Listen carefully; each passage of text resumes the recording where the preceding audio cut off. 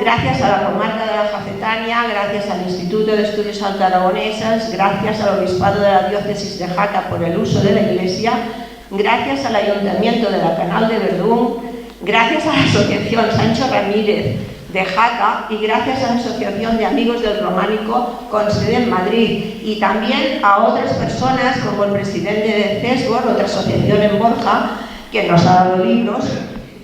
También que nos anima muchísimo en todo lo que hacemos.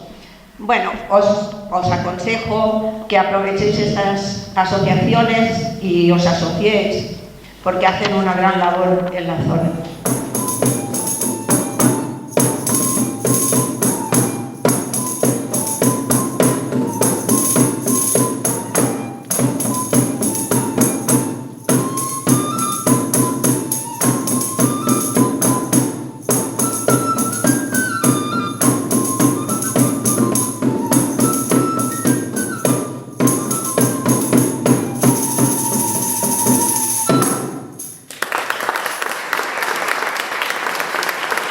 Pero tiene mucho mérito, creo, que aunque sea en agosto, que siempre parece que hay más gente en todos y cada uno de los pueblos de nuestra geografía, pero tiene muchísimo mérito que haya tanta gente como la que hay hoy aquí reunida en esta iglesia. Así que felicidades y, sobre todo, muchas gracias también a los asistentes. Así que, bueno, acabando con esta captatio benevolentia ya, pues entro un poco en materia. Y bueno, pues yo he venido sobre todo a contarles algunas cosas que tienen que ver, como decía antes, con la ruta del Camino de Santiago y con los antecedentes directos de este Camino de Santiago que tenemos en la antigüedad y que tenemos en el cristianismo oriental. Todo está inventado.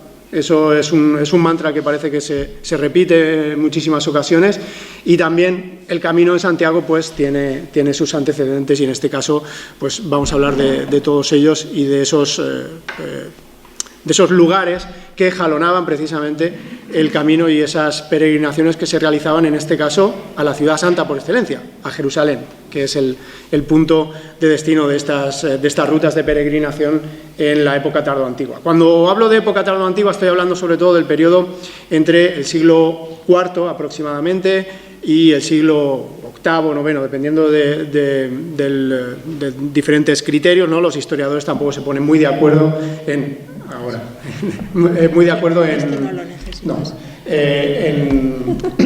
hablar o en fechar pues este periodo, pero más o menos estamos andando en esos siglos, siglo IV, como digo, entre el siglo IV y el siglo IX aproximadamente. Por lo tanto, es justo antes de la época en la que se crea el Camino de Santiago. Por lo tanto, esto es algo que pueden tener en la cabeza siempre como referencia para entender todo este proceso que, sin duda, tuvo que jugar un papel de influencia en el desarrollo posterior del Camino de Santiago en esta parte del mundo en Occidente. Bueno, rutas de peregrinación. Claro, aquí vamos a hablar de geografía, vamos a hablar de economía también, porque es importante las rutas de peregrinación, y vamos a hablar de urbanismo, de arquitectura y, por supuesto, de religión, de creencias, etcétera, etcétera. El siglo IV es el punto de inflexión, es el momento clave para entender todo el desarrollo de estas rutas de peregrinación que se van a desarrollar y van a continuar prácticamente hasta finales de la época medieval, incluso a posteriori, después, aunque ya con más problemas, con la conquista de Bizancio por parte de los turcos en el siglo XV. Y, como digo, este siglo IV es el momento clave. ¿Por qué? es el momento en el que normalmente tendemos a pensar que se produce la mayor parte del cambio del paganismo al cristianismo. Con el emperador Constantino se permite el culto cristiano. El emperador Constantino, de hecho, también se convierte al cristianismo. Su madre, Helena, era muy piadosa, entonces, pues bueno, hay toda una serie de literatura que se crea en torno a estas dos figuras. Y entonces se empiezan a decretar una serie de edictos, de leyes, que primero permiten el culto cristiano, el edicto de Milán en el 313, y después proclaman la oficialización de la religión cristiana, en el 380, el edicto de Tesalónica. Hasta este momento, la religión que se asumía como propia en todo el territorio dominado por el Imperio Romano, vasto territorio que ocupaba pues, en Occidente hasta toda la península ibérica, en Oriente llegaba prácticamente a los confines de Persia y toda también la zona de Egipto, etcétera, la península de Sinaí, etcétera, etcétera. ¿De acuerdo? Por lo tanto, manejaban un gran territorio que a partir de este momento pues ya pasa a ser oficialmente cristiano. Esto no significa que las creencias se cambien de la noche a la mañana. Uno es pagano y se despierta y al día siguiente no, ya me he convertido al cristianismo, ya dejo de creer en absolutamente todo lo que creía anteriormente. Menos aún cuando estamos hablando de un fenómeno social. Es decir, la gente se va convirtiendo poco a poco. Los templos se van construyendo poco a poco. ¿Y qué pasa con esos lugares sagrados, esos templos que pertenecían a los dioses como Zeus, como Hércules, como Apolo, etcétera, etcétera? Pues que poco a poco se van reaprovechando y se van reutilizando también, porque los humanos tendemos también a reciclar y los templos también se pueden reciclar. Cuando se van creando estas rutas de peregrinación, que sobre todo también se produce, es un fenómeno que comienza a producirse a partir del siglo IV, coincide con el hallazgo del Santo Sepulcro, etcétera, de los restos de la cruz de Cristo en Jerusalén, en el siglo IV, y también con el momento de la primera gran eclosión del culto a los santos, que esto es importante destacarlo porque después va a ser importante para ver pues, cuáles son esos santuarios donde vamos a observar algunos de los milagros principales que se producen en estas rutas de peregrinación. A partir de ese momento, pues, del siglo IV, siglo V, siglo VI, etcétera, van a comenzar ese tipo de peregrinaciones. Las peregrinaciones obviamente se realizan desde cualquier punto de la geografía. Tenemos testimonios de peregrinaciones hechas desde ciudades importantes del Oriente que acuden a Jerusalén. En otras ocasiones estamos hablando de peregrinaciones de Occidente a Oriente, es decir, personas que vivían por estas latitudes, incluso en la península ibérica. Hay uno de los itinerarios de peregrinaciones, uno de los más conocidos, que es el itinerario de la llamada Virgen Egeria o Eteria, que se supone que era una monja, bueno, está un poco discutido el origen, pero algunos piensan que era de la zona de Galicia, otros piensan que era de la zona de Aquitania, al sur de Francia. En todo caso, se encontró ese testimonio en una correspondencia epistolar de Valerio del Bierzo, por lo tanto, pues, la relación también con Galicia, donde para casualmente el Camino de Santiago, pues está ahí. ¿Qué hace esta peregrina Egeria? Pues relata todos aquellos lugares que va visitando precisamente en un viaje de peregrinación a Jerusalén. Lo que pasa es que su estancia en Jerusalén es larga, es fructífera porque visita lugares como, bueno, ahí tienen una pequeña lista, ¿no? El Santo Sepulcro, Monte de los Olivos, el lugar donde se halla la cruz, también la roca donde María se sentó para descansar en la huida de Egipto, cualquier lugar que tenga que ver con la historia de Jesús, de su nacimiento, etcétera, etcétera, va a ser susceptible de crear en torno a él pues, un santuario, un templo para poder ser visitado. ¿De acuerdo? Hay un aprovechamiento de todo ese material.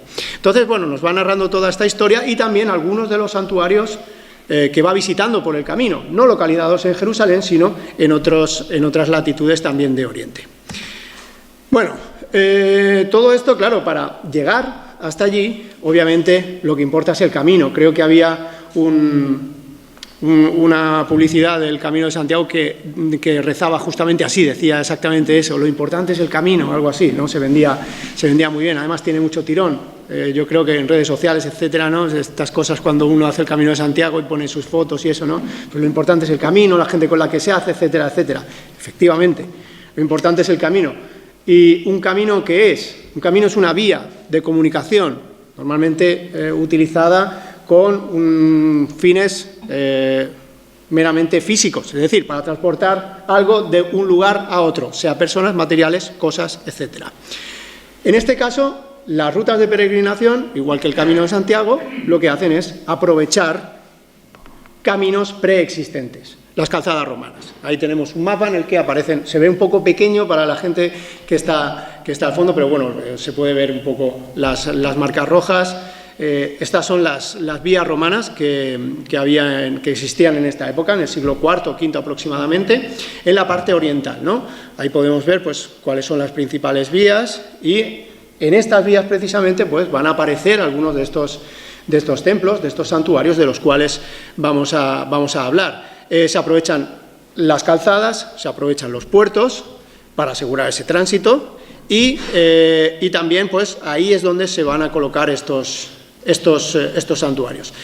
Se puede trazar, digamos, en estos 4 templos que he seleccionado para la conferencia de hoy, lo que podríamos llamar un cuadrilátero piadoso, ¿no? Ahí aparecen los 4 vértices de este cuadrilátero, con Jerusalén, aquí lo vemos, ahí estaría Jerusalén en el vértice inferior derecho, pero tenemos otros 3 puntos importantes. Uno, Constantinopla, que obviamente es la capital del Imperio Romano en esta época, ya no es Roma.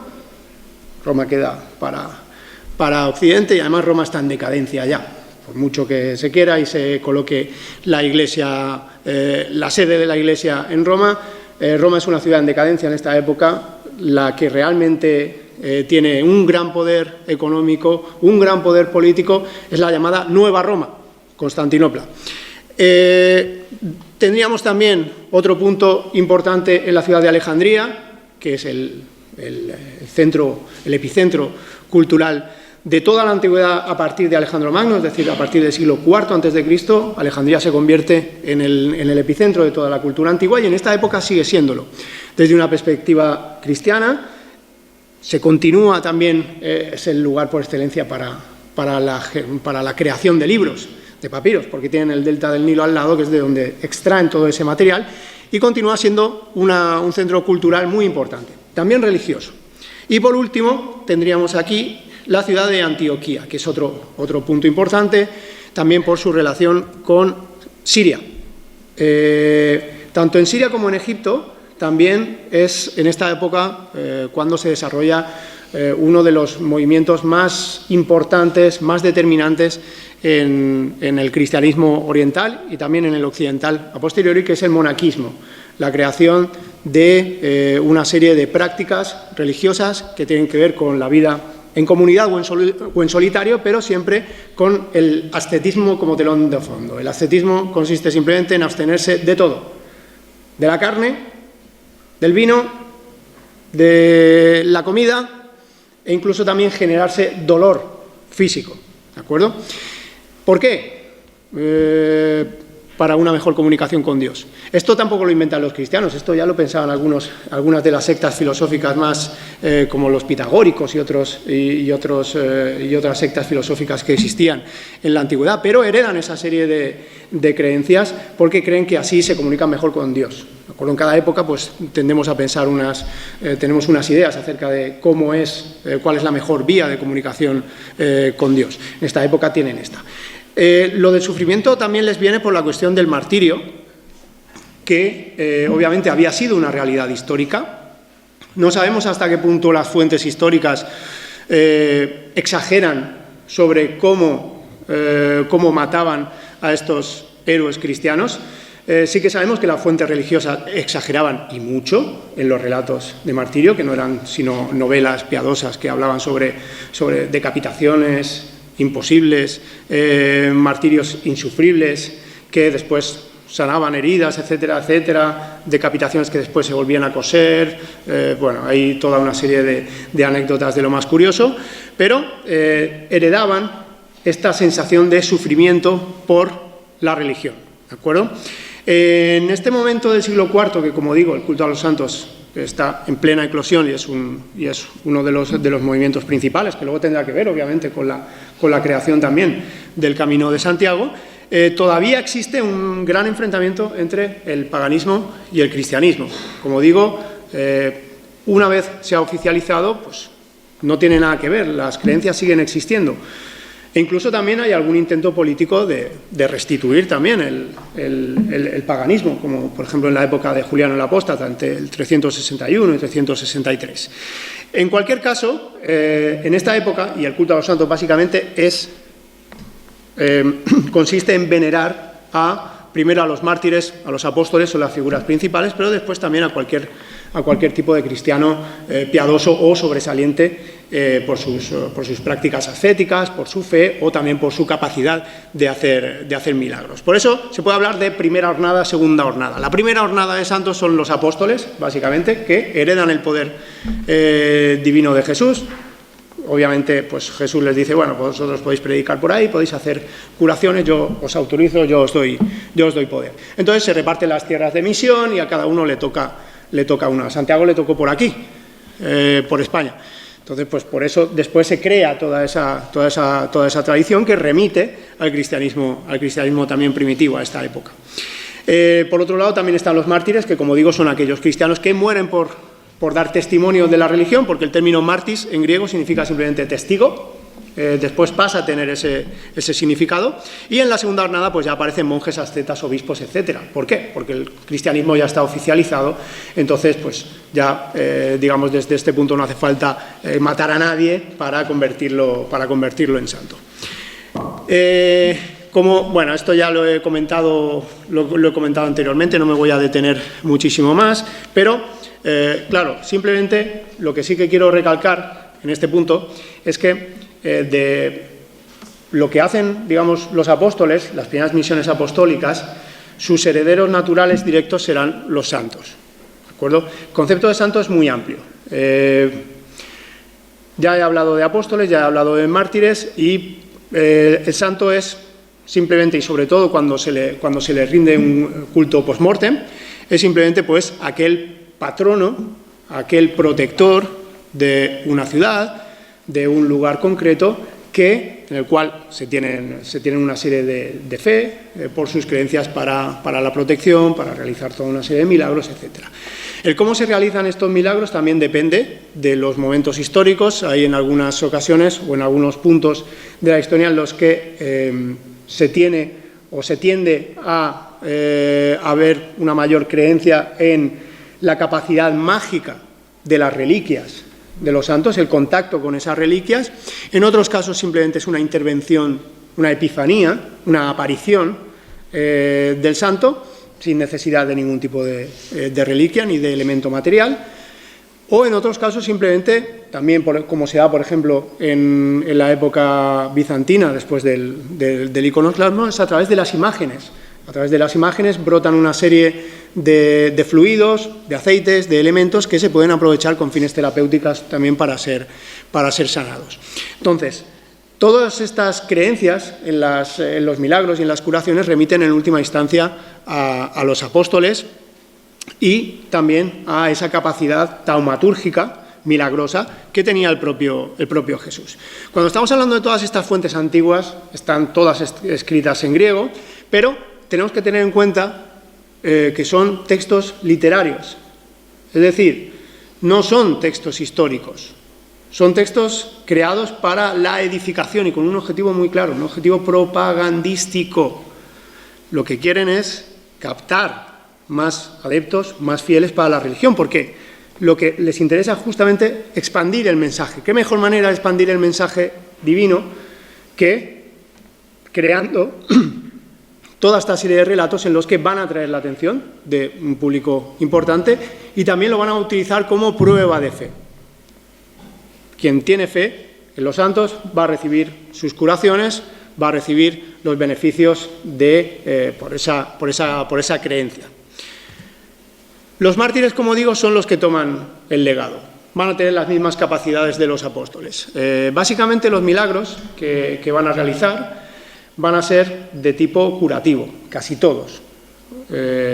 La salud es muy importante, todos lo sabemos, más en esta época que venimos de pasar 2 años un tanto estrambóticos, extraños y casi apocalípticos por culpa de algo que atañe directamente a la salud, y también tienen una fuerte raigambre local.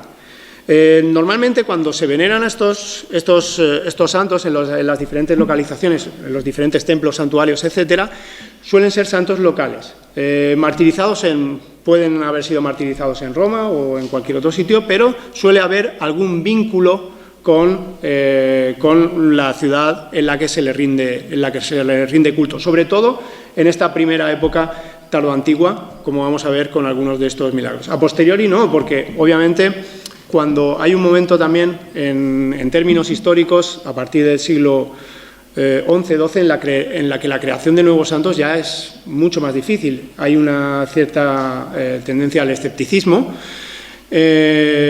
Entonces, no surgen tantos santos locales como anteriormente, y entonces normalmente se utilizan figuras del primer cristianismo para venerarlas y para expandir su culto. En el Camino de Santiago, por ejemplo, encontramos bastantes testimonios de ello, ¿no? Los santos que son venerados en bastantes de los santuarios que jalonan todo el camino, pues suelen ser mártires del primer cristianismo, y por lo tanto son personajes de una entidad histórica cristiana bastante fuerte, y no tienen por qué estar relacionados con los sitios concretos en los que se le rinde culto, a pesar de que siempre se suelen crear también leyendas a posteriori, pero esto es otra cuestión. Bueno, con la creación del culto lo que se hace es crear un elemento cohesionador de la comunidad. Cuando se le rinde culto al mártir, igual que sucede hoy en día, se realiza una celebración. La celebración en un principio es piadosa, pero al final acaba convirtiéndose en una fiesta, y de esto tenemos testimonios también en esta época, desde el siglo V, siglo VI, etc. Se crean esos santuarios, y con la creación de esos santuarios, pues poco a poco, si tiene éxito, se va creando todo un centro de poder político, económico, que consigue atraer la atención del público y consigue llenarse de peregrinos. Santuarios de especial interés. Nos vamos a centrar en estos 4, hay más, y están muy bien atestiguados por las colecciones de milagros que conservamos de esta época, como por ejemplo la de Tecla, que es del siglo V, que traduje en un libro que está publicado en la Biblioteca de Autores Cristianos en 2017, Vida y Milagros de Santa Tecla. Si les interesa, pues ahí está publicada la única traducción al castellano que hay sobre esta obra. También el santuario de Menas, que es un santo que probablemente no conozcan, porque es un santo local egipcio, muy importante en el cristianismo copto, pero no tan conocido fuera del ámbito de Egipto. También el santuario de Ciro y Juan, tampoco son demasiado conocidos. En algunos casos, incluso algún agiólogo ilustre los ha considerado una especie de copia cutre de los otros que están ahí, de Cosme y Damián, que son los que están por todas partes. Eso es, y son los santos médicos por excelencia, y que también aquí en España han recibido un culto importante, sobre todo la zona de Burgos, y vinculados también al Camino de Santiago. Es probablemente un culto en este caso que se expande desde Oriente precisamente hasta Occidente, porque estos santos tenían su santuario en la capital imperial, en Constantinopla. Bueno, el santuario de Tecla estaba en Seleucia, a unos 200 kilómetros de la Antioquía de Siria, que antes habíamos comentado. El de Menas muy cerca de Alejandría, igual que el santuario de Ciro y Juan, y el otro en Constantinopla. Por lo tanto, estamos moviéndonos dentro siempre de ese, volvemos para atrás, de ese cuadrilátero piadoso que les comentaba antes, ¿de acuerdo? Aquí estaría el santuario de Cosme y Damián, Ciro y Juan por aquí, el de Menas por aquí, y el de Tecla estaría por aquí, muy cerquita de Tarso. Luego hablaremos de la relación de Tarso y Seleucia, que es interesante porque Tarso es de donde era Pablo, una de las figuras más importantes si no la más del cristianismo primitivo. Para mí, la más influyente, sin duda, de toda la Iglesia, porque logró imponer su visión del cristianismo. En cualquier caso, estos son los santuarios de los cuales vamos a comentar algunos aspectos. Son templos muy frecuentados. Yo siempre los comparo, para hacerse una idea, uno tiene que pensar en Lourdes, en Fátima, en ese tipo de sitios. No sé si ustedes han estado en Lourdes, pero Lourdes es todo un parque temático religioso que todo gira en torno a la sanación, el culto, en este caso mariano, el culto a la Virgen, y a toda una serie de aspectos piadosos. En estos santuarios sucede exactamente lo mismo.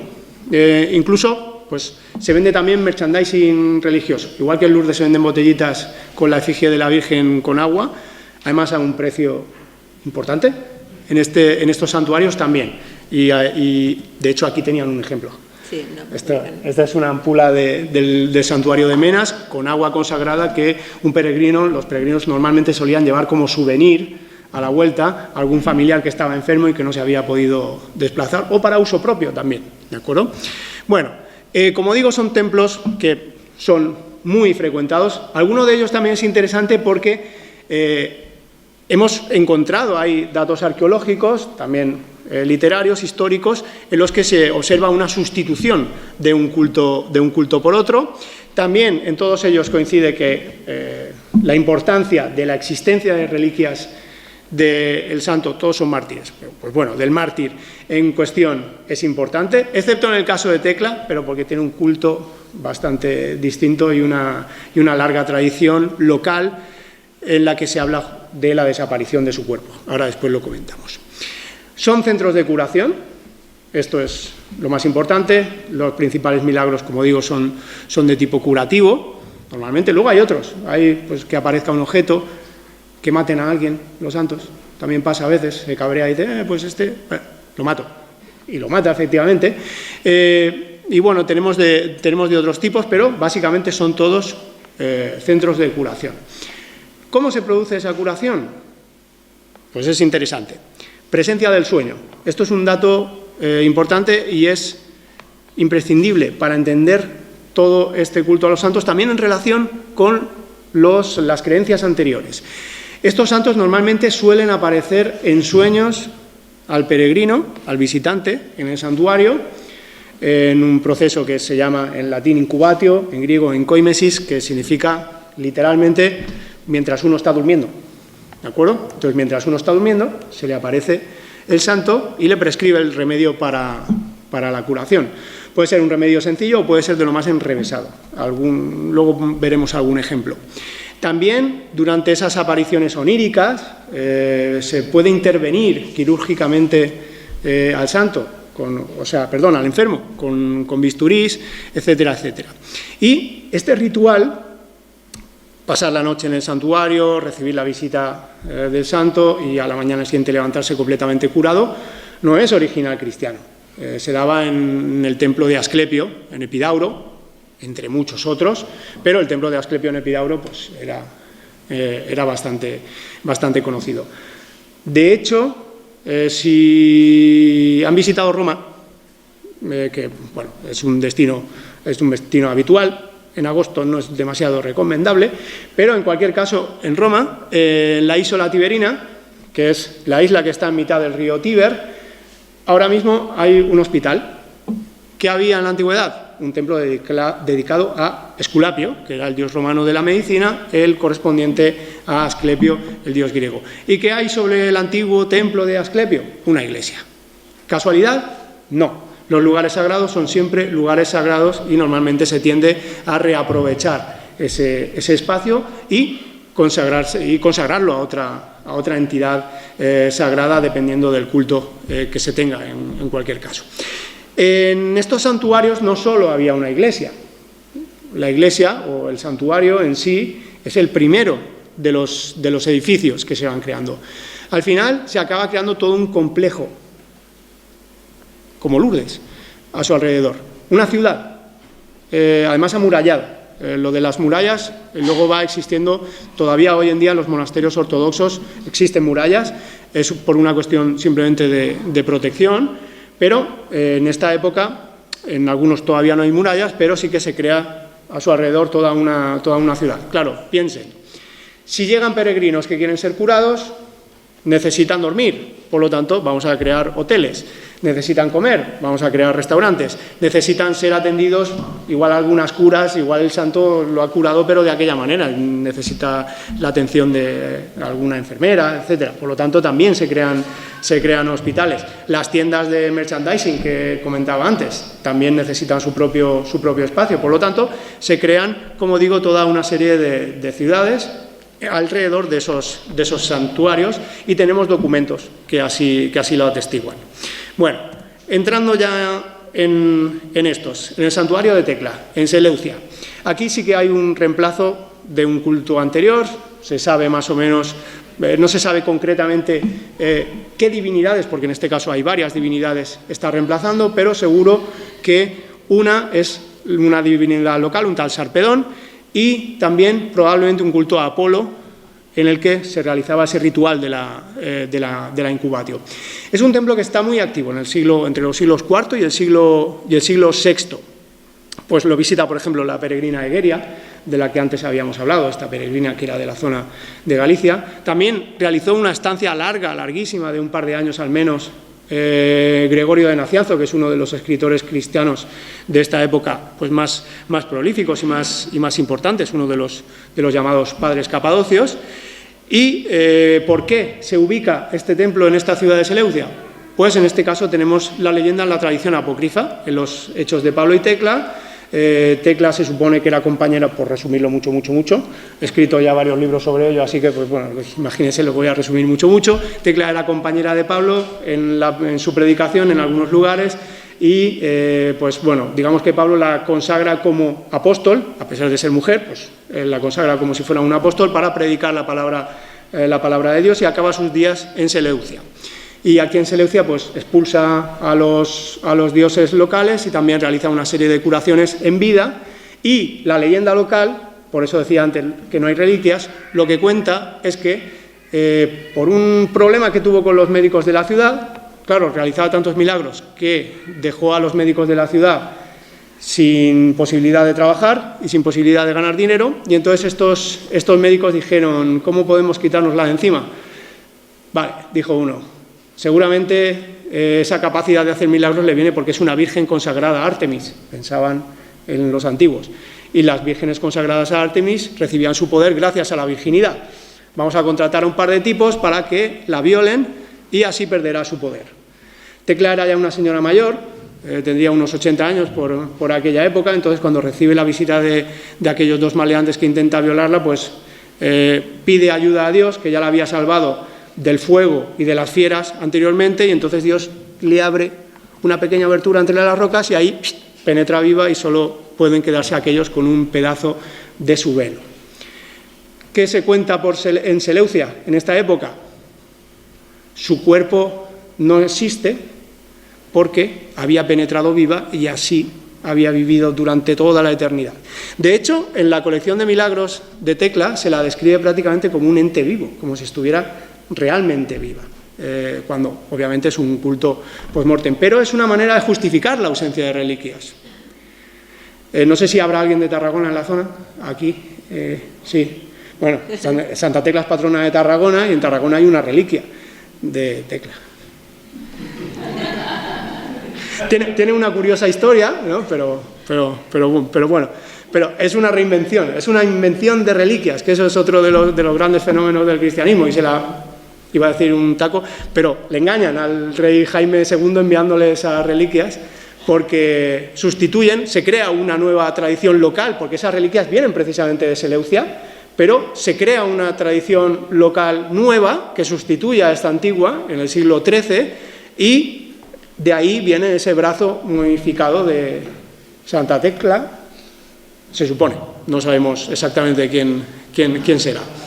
Bueno, algunos de los milagros de Tecla: expulsa a los dioses antiguos de la ciudad, Zeus, Afrodita, etcétera, para crear templos cristianos. Tiene un montón de curaciones y también participa en los asuntos políticos de la ciudad, activamente. Uno de los milagros probablemente más significativos es cuando provoca la muerte del obispo de Tarso. Claro, Tarso y Seleucia estaban muy relacionados en esta época, por cercanía. A ver si volvemos al mapa. Les decía antes, Tarso lo vemos aquí, ¿de acuerdo? Y a unos 100 kilómetros aproximadamente en la costa estaba Seleucia, que está fuera de las vías de peregrinación. De hecho, debían hacer una especie de detour, un desvío, ¿no?, para llegar hasta allí, pero aún así recibía muchísimas visitas. Incluso el emperador Zenón le dedicó a Tecla, pagó una iglesia nueva en agradecimiento por un milagro que hizo por ella. Entonces, como digo, entre Tarso y Seleucia había una gran rivalidad. Entonces, este obispo de Tarso prohibió a sus fieles acudir a la festividad de Santa Tecla, que también aparece descrita en esta colección de milagros, etc. Y a los 2 días murió. Tuvo un sueño, uno de los fieles de Seleucia, en el que se le había aparecido la santa muy malhumorada y profiriendo toda una serie de insultos, etcétera, contra el obispo de Tarso, este tal Máximo, que había decretado que los fieles tarsios no podían acudir a la celebración. Por lo tanto, aquí vemos claramente cómo hay una intencionalidad política también en algunos de estos milagros. Como digo, también el resto son curaciones a través de este ritual de la incubatio, que son muy interesantes, y en algunas de ellas también se utiliza como remedio uno de los remedios más extendidos también después en cualquier santuario tardoantiguo, etcétera, incluso también en Occidente, que es el aceite de la lámpara que ilumina la imagen de la santa. Se suele utilizar con fines terapéuticos y aquí tenemos algún testimonio. Después nos iríamos al santuario de Menas. Como digo, es el santo menos conocido, pero es uno de los más interesantes. El santuario de Menas está al lado, al suroeste de Alejandría, en las orillas del lago Mareotis o Mareótide. En Google Maps hoy en día se puede buscar, lo que pasa es que queda un poco desdibujado, pero hay que imaginarse toda esta zona, toda la zona del delta, porque está prácticamente colocado muy cerca del delta del Nilo, entonces era una zona toda de humedales, en la que se podía acceder por barco desde Alejandría. De hecho, este santuario llega a ser tan importante que se crea un puerto para llegar a este santuario, que lo tenemos atestiguado a través de algunas colecciones de milagros como la suya propia o de otras biografías de santos. Los milagros de Menas están en griego, en copto, en etiópico, en las principales lenguas orientales, por lo tanto es una buena prueba de la gran difusión que tuvo en Oriente. Este San Menas es una fusión, en realidad, de 2 santos, que esto también es otra cuestión que se suele dar bastante, el mezclar en el perfil de un santo pues diferentes santos homónimos que reciben culto en diferentes lugares, con diferentes cultos, y se fusionan.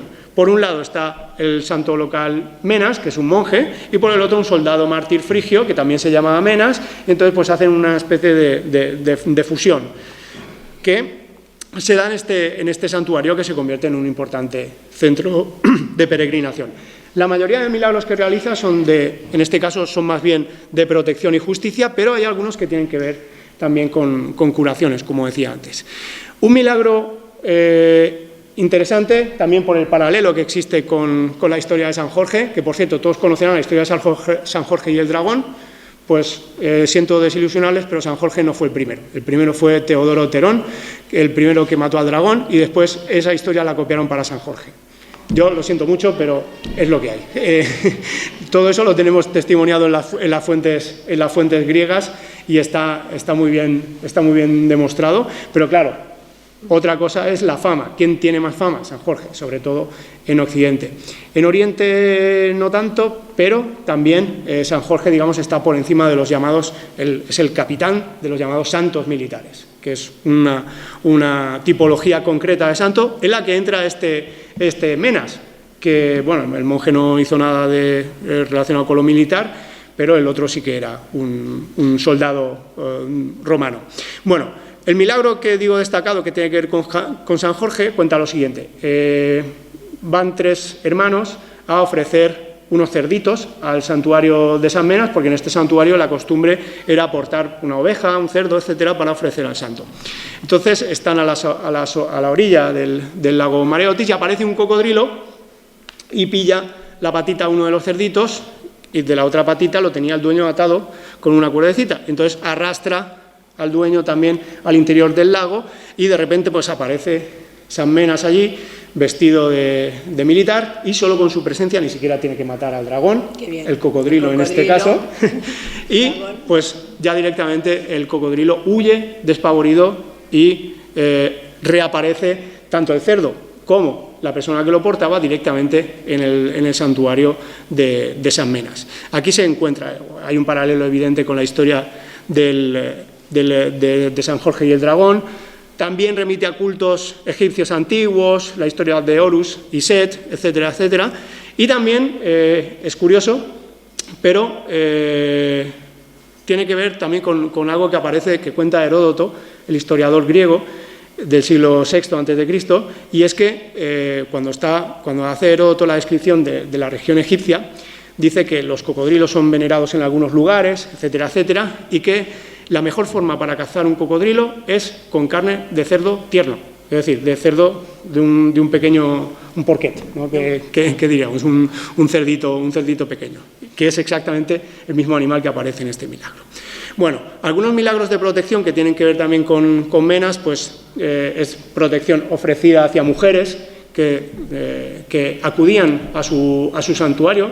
En este caso, pues son testimonios de violencia de género en la antigüedad, dirigida contra mujeres que se dedicaban a viajar a estos centros de peregrinación y viajaban solas y que eran atacadas por hombres, pues aparece el santo para poder protegerlas.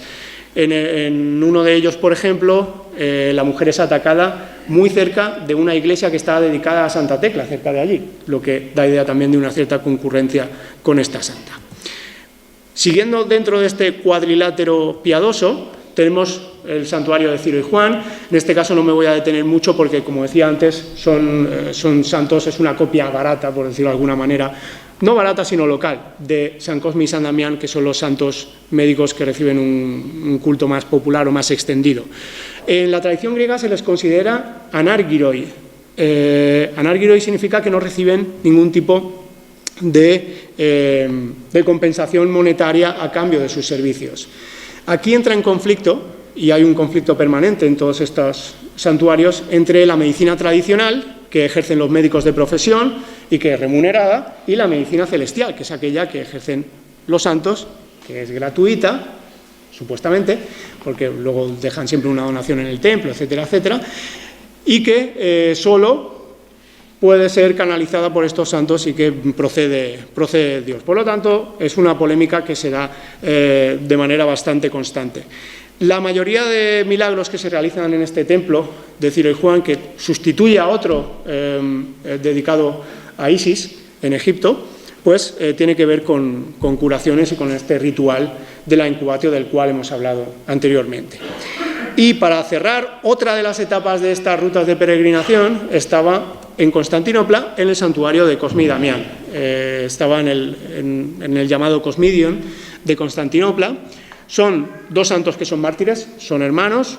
No, bueno, son hermanos no, son gemelos, que esto es importante también, la cuestión de los gemelos. Hay toda una tradición religiosa de gemelos en la tradición griega, romana, etcétera, etcétera, en toda la mitología. Y también en el cristianismo primitivo hay una cierta historia con un gemelo, que es Tomás y Jesús, que se supone que eran gemelos. Pues estos dos son gemelos, eran médicos en vida, fueron martirizados en Siria y también son venerados como estos santos anárgiroi que no reciben dinero. Algunos de los milagros de Cosme y Damián, pues bueno, hay un milagro de incubatio que es bastante curioso. Como decía antes, algunas veces los procedimientos de curación pues son de lo más complejo. En este caso, los protagonistas del milagro son un cojo y una muda, ¿de acuerdo? Entonces se le aparece en sueños al cojo los santos Cosme y Damián y le dicen: tiene usted que ir y acostarse en la litera de esta señora que es muda. Y él dice, ¿cómo voy a hacerlo? Le insisten, no, usted tiene que hacerlo para recibir la curación. A la noche siguiente acude el señor, se tumba en la cama de la muda pega un grito y aquel sale corriendo. Y los dos curados. Así de sencillo. Es un chiste, ¿eh? No es un chiste, pero suena chiste. Pero, pues bueno, fíjense si es popular también esta leyenda, que no solo aparece en la colección de milagros de Cosme y Damián, sino que también aparece en la colección de milagros de Menas. ¿Quién es el que realmente realizó este milagro? Pues probablemente ninguno de los dos, porque quizá fuera un chiste que después se literaturizó y se creó pues, como un milagro.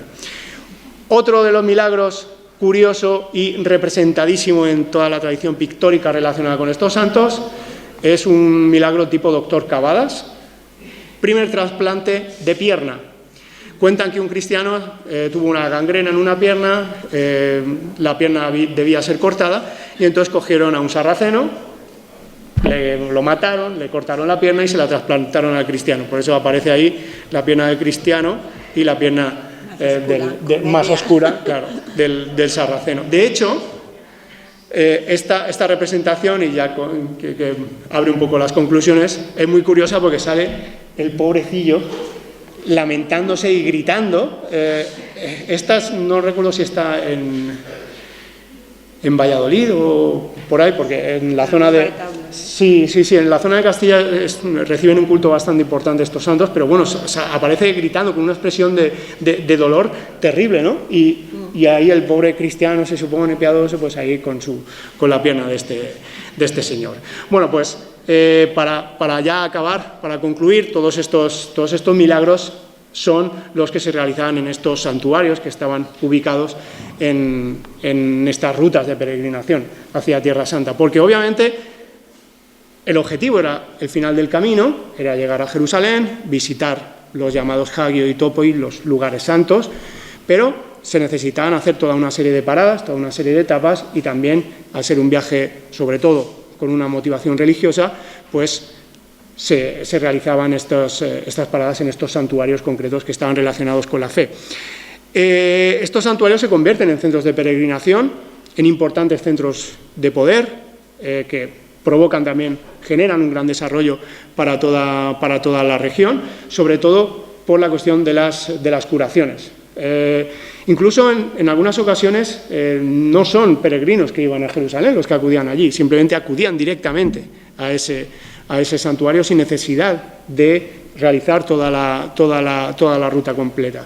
Pero es algo que también se suele realizar hoy en día en algunos de los lugares, o incluso en la época medieval también, en los lugares que tenían que ver o que jalonaban las diferentes etapas del Camino de Santiago. En estos lugares se le daba una gran importancia al milagro, y esto lo conocemos por aquellos que lo contaron precisamente. Y esto es algo que es importante destacarlo porque todo este conocimiento que tenemos sobre estos santuarios y sobre estos milagros nos viene a través de las colecciones y de aquellos que lo escribieron. Desde un punto de vista literario, sí, pero haciéndose eco de una realidad que hay que saber entrever, ¿no?, entre toda la maraña de aspectos retóricos, literarios, etc. Así que nada, esto es lo que quería contarles, así que muchas gracias por su atención.